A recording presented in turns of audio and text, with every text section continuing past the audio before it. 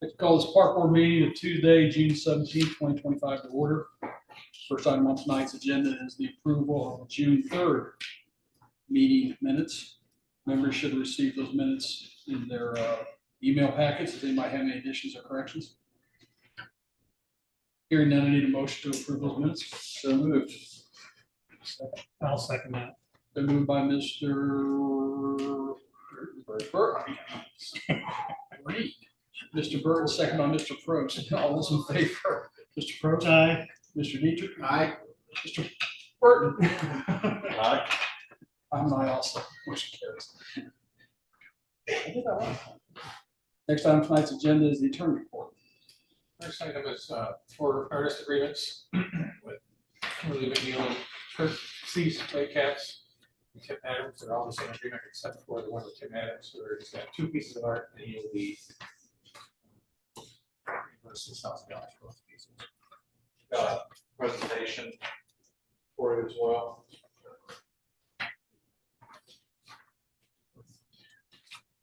Thanks for seeing.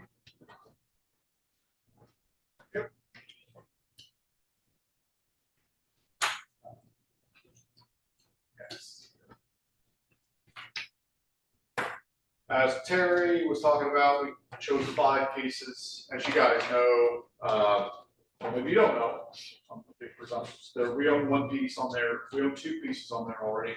The Strider, and then there's another one from the artist Nathan Pierce. I can't remember the name of the piece. Bright Days. Bright Days. It's the bright kind of jack-looking yellow piece that's on there as well. That piece is intended to be relocated to the Warstill and Averett roundabout when it gets complete. Smith Valley. So, but in the interim, it will still be part of the gallery. So with that said, we are planning on putting 5 pieces in. And here are the pieces. Kimberly McNeil, Not a Drop to Drink. You guys have the packet, so I'm not going to go through all our statements with you. Dragonfly, Kirk Cease, we've had him. I know off the top of my head once before. Astral Projection, Cats, Tim Adams, Burr Oak.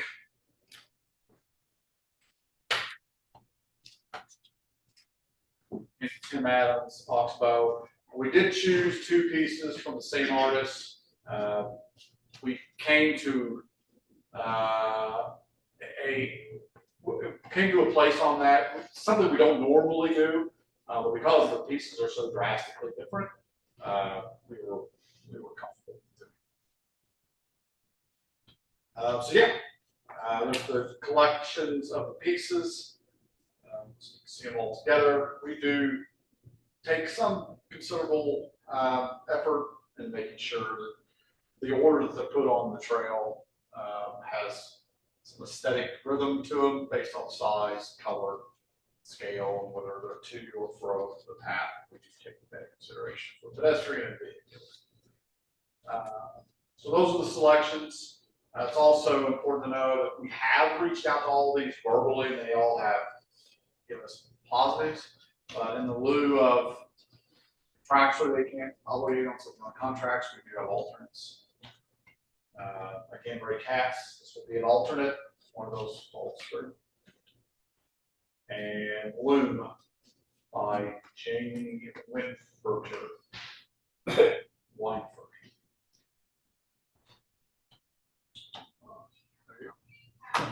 I love this stuff. It makes the community more sophisticated when you support public art. Yeah. So I really like this art, public art. Are these Hoosier artists? Just out of They are curiosity? not.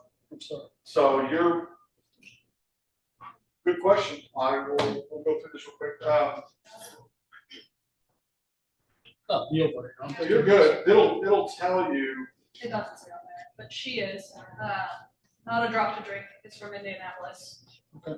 Dragonfly is from Maryland. Astral Projection is from Michigan. And Tim Adams Borough and Knoxville are both from Iowa City, or Webster City, Iowa, I think. Which is a typical kind of range. We will probably need to do an assessment on our commission that we do for the artists now. I think our range is getting smaller based off of the price of our commission that we're giving out. So we may need to look at expanding that a little bit. That might, in order to do that, that might be more of a commitment on our part from our budget, whether it be an SNR fund or something like that. So we're willing to commit more to increase that commission for the artists. To make sure we're maintaining that kind of reach. Yeah, it's something I've always been kind of wary of. Anyway, those are the arts for your guys' consideration. De-installation, you're probably looking around late July, early August, with the reinstallation of the new pieces probably right around following that de-install of the pieces that are out there now. So you're probably looking around mid to late August.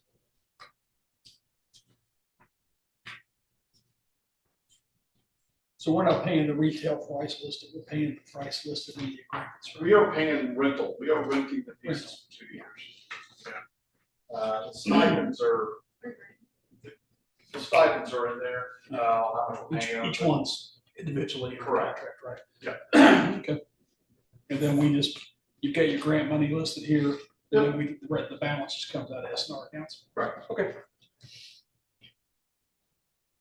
All right. Well, I always enjoy it when you get the new ones up. So I'm happy to hear one of them's being moved. I think it's a good idea. Yeah. Eventually. Is our staff still doing the installation? Our staff will assist if needed for the benefit of the project. Doesn't the artist kind of supervise the installation? Yes. Yeah. Yeah. Okay. Yeah.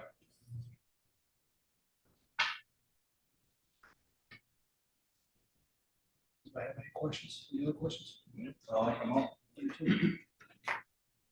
So I guess we need to approve these agreements, Terry? Yeah, I guess if we're on one.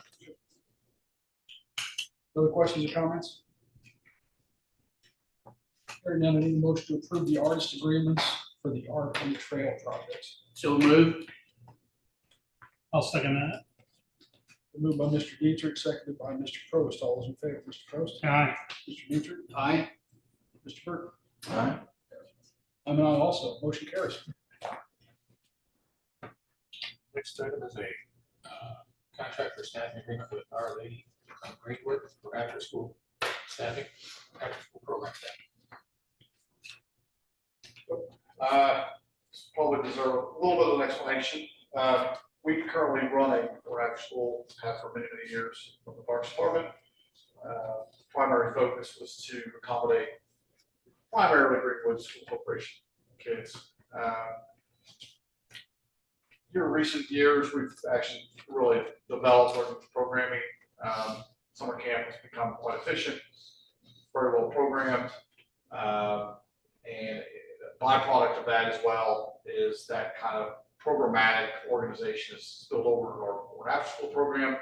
It's become a very good before and after school program. We have recently had meetings with Our Lady of Greenwood, which is a Christian church here. I'm sure everyone's aware of that here in Greenwood. They have expressed us an interest of us running their before and after school program after many meetings and kind of deciphering what their actual needs were. We thought it would be, we would already have staff running our before and after school care. So really what we decided what they needed was more of a staffing, to be facilitated with staffing, versus running their program, right? So we would still run or staff the program for and after school at OLG. We're right across the street. We run all of our youth programs out of the field house, and we would do it at a rate at $20 an hour. And we're going to track all the hours using our program software to do that. It's called ProCare. We were able to load every member, every child that's in that program, their name, their, the background, any allergens they may have, or any medication they may be on is all in there. And then that's be the primary conduit of how we would communicate with the parents as well. We will be upholding OLG principles on how they want things done there as well. Like I said, it would be before school as well as lunch, and it will be an after school care for those facilities as well. $20 an hour. We'll definitely have that is a figure that has cost recovery in it to make sure that we are covering our employees as well. And there might be enough there to net to put back into the program. This is something we've wanted to kind of dip our toe in for several years now. School corporations here in Greenwood, and this would look really good on our CV from a department standpoint. How many participants do you serve? That is a really great question off the top of my head. I think they said somewhere right around, was it 200 to 300 kids? So there was going to be minimum for after school for counselors for the after school program. And then there'll be a circuit breaker of time when that happens. And then we'll pare it down to 2 during that day, each and every day during school. And then the before school program ratios are much lower, and they only require one. Sounds good. So our employees will be operating their You facility. bet. And we will invoice them. So we'll keep all the time will be tracked, and then we'll invoice them the time that we spent in before and after school care. And then so from a storefront standpoint, however they want to cover that cost of that $20 rate, that's on OLG. So from a storefront aspect of it, the OLG parent doesn't know any different. It's still OLG's program. We're just staffing it. Otherwise, it was going to be too much of like trying to get a square peg to fit into a round hole and make them assimilate to our program. It was going to be a program nightmare. Best way for us to make it work was we'll just provide them staff.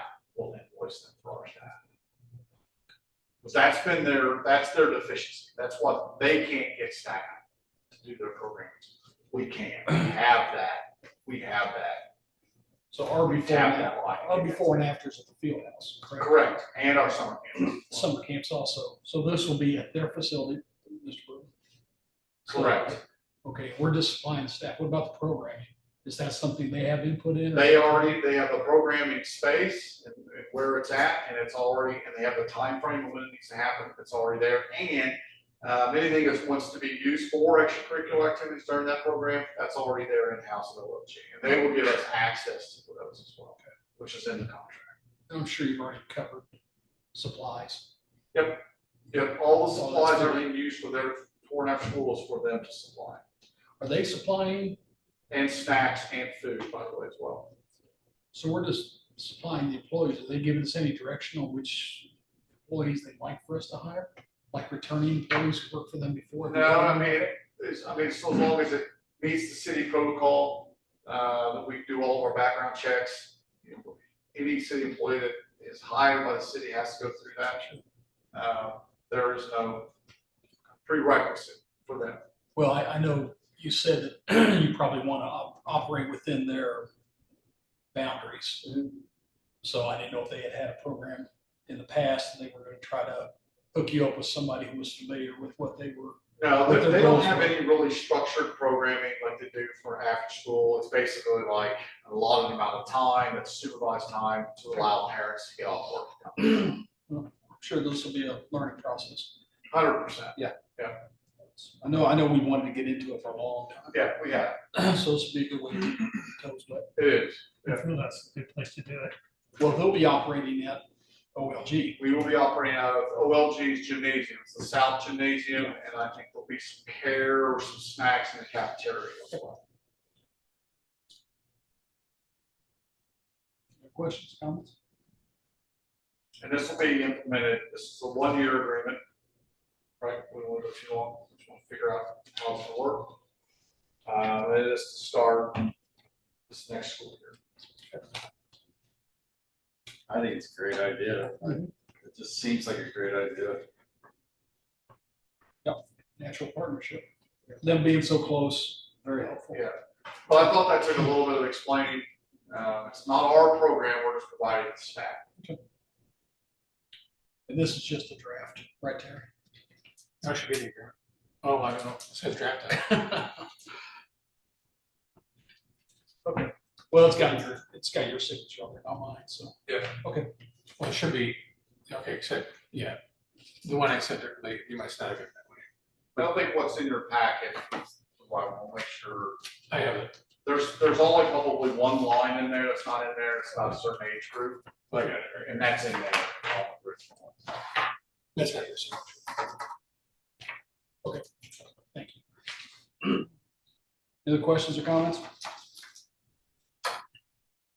Hearing none, I need a motion to approve the staffing agreement with OLG for their before and after school programming for next school year.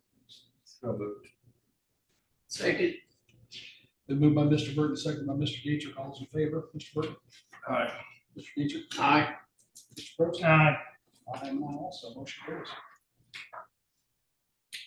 Next one was a use agreement with Greenwood Bandit Football League for the Woodland Park for football and cheer activities. I have any questions. You guys have been presented with this for several years now. A lot of dates, a lot of action. Well, these are practices and games, right? I think, if I'm correct, they primarily use women practices. They use games on the actual Greenwood. Okay. They don't do anything at Freedom Park. For some reason, I thought they did. They don't like Freedom. They were been off Freedom. I did site visits with them. This was Woodman on the same day. They were like, I think they kind of felt like exclusive at Woodman. You know, they kind of have it themselves. Do they operate or do they utilize that gate? I don't think so. Okay. Not during this. Something strange. No, I like the fact that we're getting somebody out of Woodland Park. Oh, it's Yeah. activated park. All right. Questions, comments? Sounds good. Hearing none, I need a motion to approve the use agreement with Greenwood Bandit Football League for use of the football field at Woodland Park for their practices. So moved. I'll second that. Been moved by Mr. Burton, second by Mr. Probst. All those in favor, Mr. Dietrich? Aye. Mr. Burton? Aye. Mr. Probst? Aye. I'm mine also. Motion carries. Next item is the city agreement, another use agreement with Foot Locker for a Caitlin Clark PE basketball event on June 30th from 1 to 8 p.m. So originally, we don't normally like try to give you compressed time on this to approve this. I didn't realize this is June 30th and it's now June 17th. The reason being is this initiated as a rental to begin with. And then as some things do progress, they started asking more questions about, you know, where can I plug this in, or where can I do that, or where can I do this? And we're like, hey, this is not a rental, this is an event. So it's just triggered these things. We did have it as a rental, so I do apologize for this short period of time. The best that we know, Foot Locker is doing a lot of these satellite events around the state, nation, and it's a release for Caitlin Clark's shoe. As you guys have read, the event notification was created by a sub-consultant of Foot Locker, who's an event coordinator out of New York, and she is the one going around finding all these outdoor courts to run these events. I'm sure they're probably looking, like Googling, and then they're looking on their maps and then like, oh, look, there's a couple there. I think the prerequisite is it has to be an open park, and it's got to be in the 2 courts. Everything that freedom parking's got to be nearby. It's got to be enough parking, and I think freedom ticked all the boxes. Spoke to her personally. She's got over 30 years experience, what she told me. She seems very well organized. She spoke very well, for whatever that's worth. I don't have a great deal of concern on this. I think it would be fine. My only concern would be, I don't know how big this is gonna be. I don't know if Caitlin Clark is gonna be there. And this is during the pool time too. So, And this is a weekday? this is a weekday. That's kind of surprising. Yeah, June 30th. But you know what, and the other thing too, it could be a good problem to have, you know, good exposure for Freedom Park, It's a Monday, right? is it? So, yeah, that's the event. So they're wanting amplified sound, they're wanting a food truck to give out cookies, chocolate chip cookies, which is Caitlin Clark's favorite cookie. The food truck is gonna be branded in the shoe and with Caitlin Clark. And whatever else the event notification They're says. gonna sell the shoes that day also? I'm not sure, but it is In a the event release of her notification, shoe. Foot Locker will use, the food truck used to sell the Kobe 5. Kind of needs to be Yeah, considered to be a part of this. I'm intrigued. We'll keep a close eye on it. We'll make sure maintenance is aware, so we I don't mean- step out of line. It seems like it would work out. It I seems think- like a great event. I mean, It's kind of where I'm at with it. might be better for them than us. I don't know. I mean, I don't know. it's gonna give us a lot of exposure. Yeah, for sure. And I it's did ask Caitlin the Clark. question. I said, is Caitlin going to be there? And the response was, I sure hope so. I don't know what that means. Well, she couldn't, if she, be everywhere. if she said that she was gonna be there, then that might, you know, too big. Especially now that, you know, everyone listens to these park board meetings, it's on public record, it's gonna go. Oh, that's not. Great, I think I'm gonna head over there that day. Yeah. See if they have the size of love. Yeah. All right. Cool. Okay. Any questions, comments? Okay, hearing none, I need a motion to approve the use agreement. Is this with Foot Locker? Yeah. With Foot Locker for the Caitlin Clark shoe release at Freedom Park on June 30th this year. So moved. Second, Been approved by Mr. Pro, second by Mr. Dietrich. All those in favor, Mr. Dietrich? aye. Mr. Burton? Mr. Pro? Aye. I'm an aye also, motion carries. I believe that's all from Terry. Yes. Thank you, sir. Any other business from the public? Any other business from Park Board? Members received a copy of the claims register in their packets. Unless there's any additions or corrections, it will stand as presented. And if there's no other business come for this board tonight, this meeting is adjourned.